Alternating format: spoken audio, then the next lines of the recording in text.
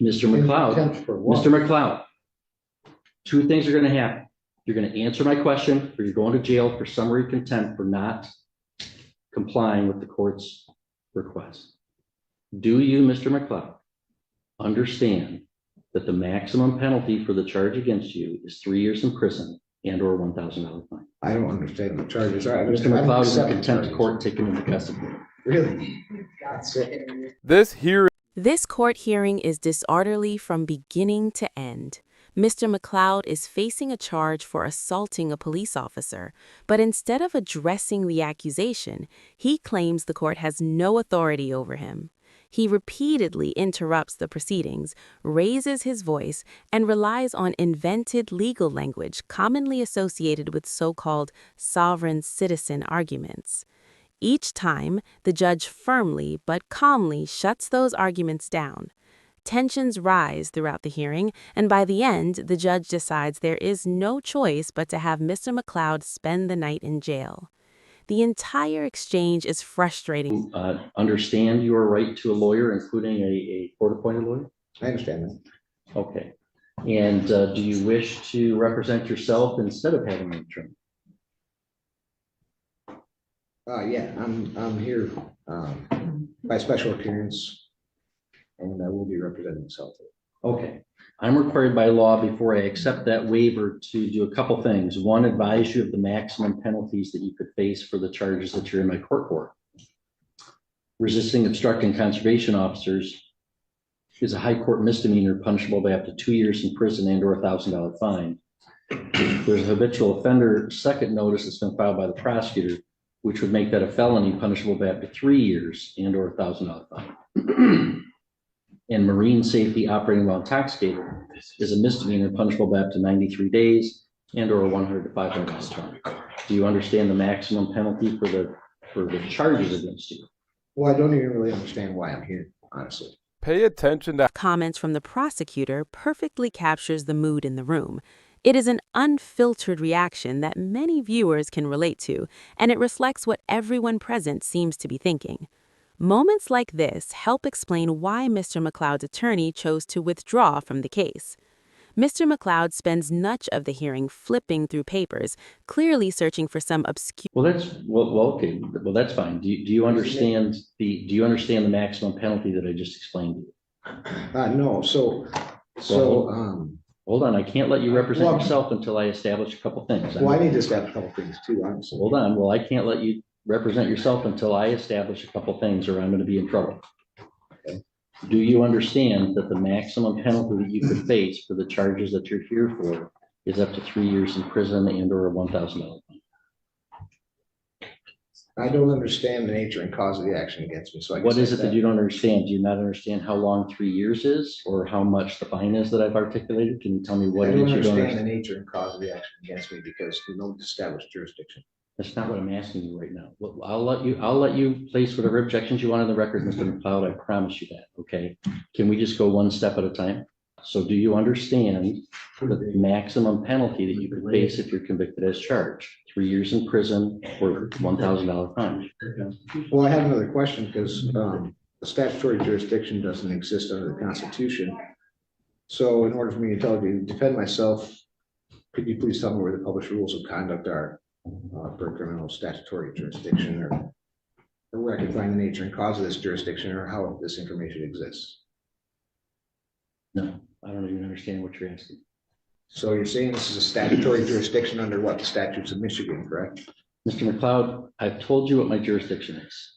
General jurisdiction. The people of the state of Michigan voted to convene a constitutional convention in 1961. Sure. There was a constitutional convention in 1961 and 1962. They proposed a state constitution. The voters of the state of Michigan ratified that in 1963. Article 6 establishes the judicial power. And the circuit court is a court under that judicial power of Article 6 of the state constitution. And so you're here in my court. I have subject matter jurisdiction over those crimes. I have personal jurisdiction over you because you've been alleged to have committed them in our county. That's my jurisdiction. So, Mr. McLeod, you want to represent yourself? Do you understand the maximum penalty that you could face of 3 years in prison and or $1,000 fine? One second.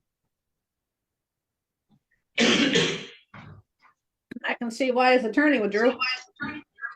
Oh, shit. Hang on, someone in the prosecutor's office is not muted. I'm going to remove you from the meeting at this time. Oh, Prosecutor's office is generally allowed to attend to observe. They've participated. I'm removing them from the hearing. Honestly, and explains why Mr. McLeod's claims do not apply. This calm, authoritative approach reinforces why judges ultimately control the courtroom. What stands out most is Mr. McLeod's confidence. He declines the option of legal representation, even though the law guarantees the right to an attorney at no cost if needed. Instead, he attempts to represent himself, using arguments that carry no legal weight. Early on, the judge makes an effort to explain the process clearly and slowly, but continued disruptions force the court to move forward. The charge itself is serious. Assaulting a police officer can carry significant consequences and is often classified as a felony. Mr. McLeod is reportedly facing a possible 3-year sentence. Rather than addressing the charge directly, negotiating a plea, or presenting a valid defense, he prolongs the hearing and ultimately worsens his own situation by earning additional jail time. While the hearing may be entertaining on the surface, there's also a troubling side. Many individuals who rely on sovereign citizen theories genuinely believe they are exempt from the law. Courts across the country have rejected these arguments for decades, with rulings dating back to the 1990s. Judges are required to enforce established law, not personal interpretations.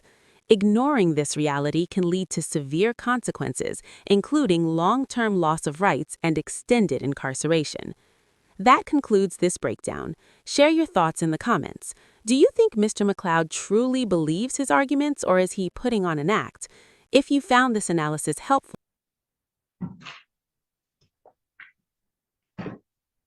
Mr. McLeod, do you understand the maximum penalty that you could face? One second. Okay, so in enforcement of mere statutes, judges of all courts do not act judicially and are thus are not protected and qualified by limited immunity. That's Owen versus the city. I just want to state a few things for the record, since you're claiming this is a jurisdiction under statutory law. Hang on. Mr. McLeod, can we back it? Look at me for a second. Can we talk here? I've challenged subject matter jurisdiction, and nothing can go forward until that's addressed. You're saying I did address it and I denied your objection. I have subject matter jurisdiction doesn't jurisdiction. exist under the Constitution. Your objection is noted. So, Mr. McLeod, do you understand? Let me explain to you. Sure. Sometimes, as I said, people might want to represent themselves, but let's say they have limited intellectual capacity and they don't understand what's going on. you can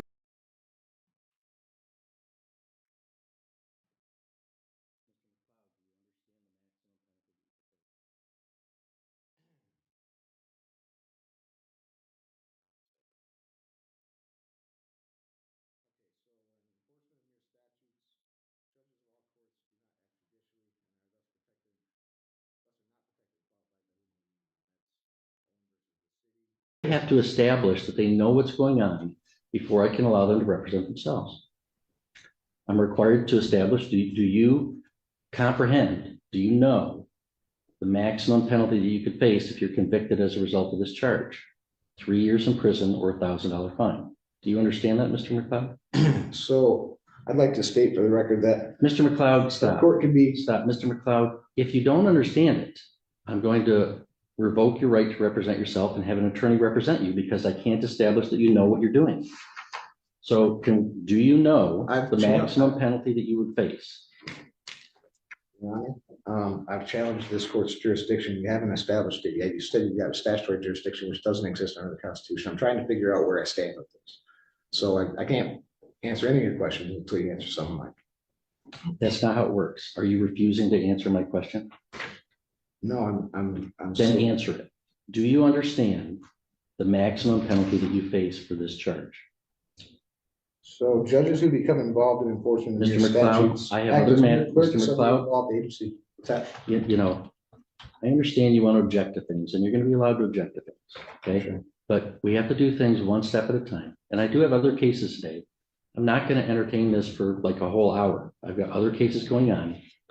If you want to dig in your heels and just make this real complicated or real difficult, we could do that. And I can hold you in contempt and you'll go back to a jail cell for a while. No, Your and then Honor, we'll deal with I it. don't wish to be held in contempt. I just wish to exercise my Sixth Amendment right. That's fine. And So before I can let you under, I can before I cite can, laws, I can cite laws that will show you that the exercise of a right can be converted into a crime. I'm trying to understand the nature and cause of the action against me. You're not clarifying enough to where I can comprehend it, as you say. you don't comprehend the maximum penalty that you would face. I'm not answering any of those questions until you establish that this is a court of the Constitution, has jurisdiction under these jurisdictions. I established it. I told you. You might think I'm wrong and you can appeal. There's it no to the such Michigan thing as Court a of Appeals. statutory jurisdiction. Mr. McLeod, let me make this simple for you. Do you ever watch, let me make this simple for you. Sure. I'm going to ask you this question one more time. One more time. Okay. Two things are going to happen. You are either going to answer my question or I'm going to hold you summarily in contempt. And the court officer will bring you to a jail cell and we'll talk about it tomorrow. You understand that? So. Mr. in McLeod, contempt for what? Mr. McLeod, two things are going to happen. You're going to answer my question or you're going to jail for summary contempt for not complying with the court's request. Do you, Mr. McLeod, understand that the maximum penalty for the charge against you is 3 years in prison and or $1,000 fine? I don't understand the charges. Mr. McLeod is in contempt of court, taken into custody. Really? That's it. Protecting my rights is what you said last time. Sorry. Fucking Joe. This isn't true. You guys are We'll have to following. follow unconstitutional You're following orders. unlawful orders. It's not Not a constitutional at all. thing. Mr. McLeod's in contempt, he's sentenced to 1 day.